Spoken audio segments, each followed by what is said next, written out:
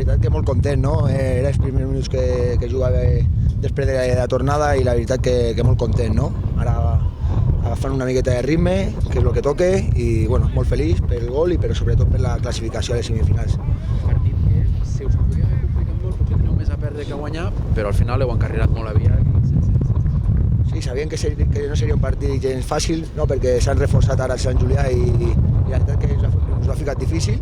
El que passa que nosaltres bueno, pues, hem sigut seriosos, hem fet un partit molt correcte i bueno, pues, molt content per la victòria. Classificació, redebut, reestrena amb l'Inter Tescaldes i a més 130 partits amb la nostra samarreta.